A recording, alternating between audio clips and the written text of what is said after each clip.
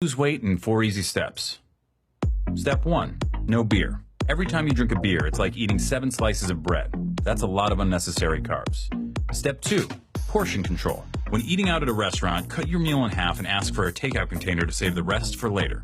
Step 3.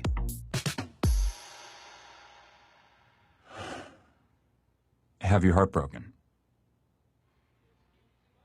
And not just broken, but shattered by a girl who never loved you and never will.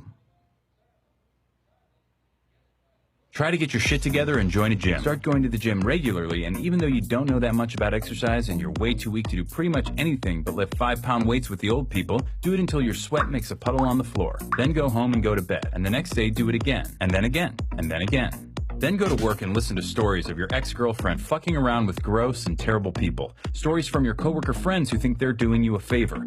Pretend that it doesn't bother you. Pretend that being forced to see your ex at work every day isn't fucking killing you. Pretend that everything's fine.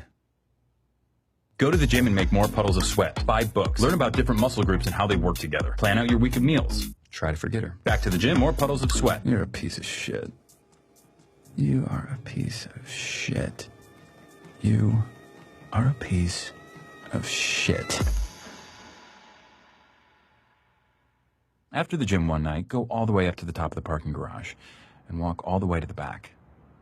Look out at the lights of the skyscrapers of downtown and think about how every single one of those office lights represents a person. Try to imagine how they feel, what they're doing. Then realize that most of those lights are probably shining into offices with no one in them. Realize you're alone, that you're staring at no one. Become cripplingly depressed and try to locate your car. Go to sleep, go back to work, go to the gym, sweat, freak the fuck out on your ex. The next day, apologize. One day, she wears the necklace you bought her and tells you that she got it from someone really special. That night, you discover that Slayer's Angel of Death might be the perfect song to do squats to. Start to make friends at the gym. You used to look down on bro nods and fist bumps, but since that's how gym rats communicate, that's become the language you speak most often. Max and you spot each other on Wednesdays, Vinny and you spot each other on Fridays. It's important not to forget that you're a piece of shit. Work, gym, food, sleep, over and over. More fist bumps, more sweat puddles. Your body changes slowly, then all at once. You hit your goal weight, pick a new one, then hit it again. You go out and buy new clothes. You receive wave after wave of compliments. Your ex tells you that she's seeing someone else. Fucking bullshit. That night you go to the gym. You run farther and lift more than you thought your body was capable of. You go home and eat a single chicken breast and steamed vegetables. You go to sleep. You dream of a bottomless black puddle. No. No. No. There's a girl you see a lot at the gym who always does these weird leg exercises you've never seen before. You make it a point not to look at her because you're overly worried about looking creepy. Like that guy in the blue shirt who never wears underwear and always hangs around the lat pull-down machine. But you notice this girl is always at the gym when you are and seems to always choose the bench next to you. You turn up the Slayer and concentrate on making your puddles bigger. At work, your ex parades her new boyfriend around, flatly ignoring you the entire time. He's taller than you, in better shape than you, and significantly better looking than you.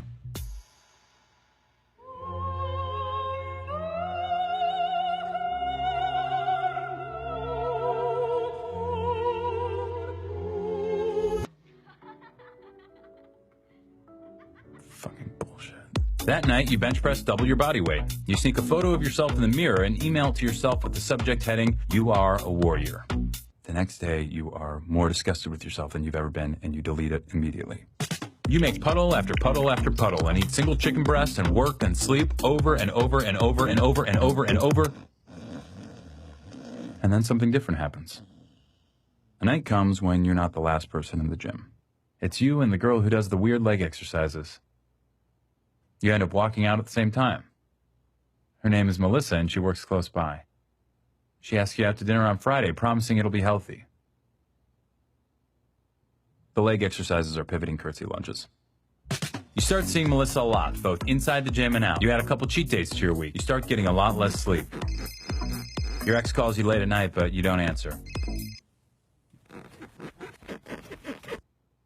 One night, you're walking Melissa to her car, and she says she wants to show you something special. You both stand there in the dark, looking out over the lights of downtown. "Isn't it pretty?" she says, "with all those lights?" You tell her that you think it is, but it also makes you feel sad. All those lights mean nothing. They're just shining into cold, lonely offices with nobody in them. But Melissa tells you that each light is an empty office, but they're only empty because the people have all gone home for the day. Each one's a person who's at home, happy with the one they love.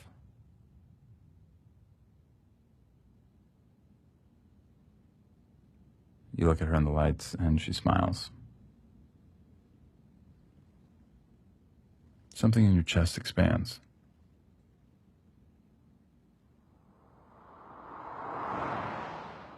Late one Sunday afternoon, you're writing out your rent check and realize it's been exactly a year since you started working out.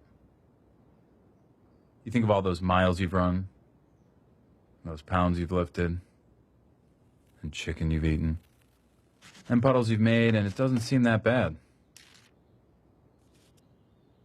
You realize that it's not about hitting a goal weight or lifting weights.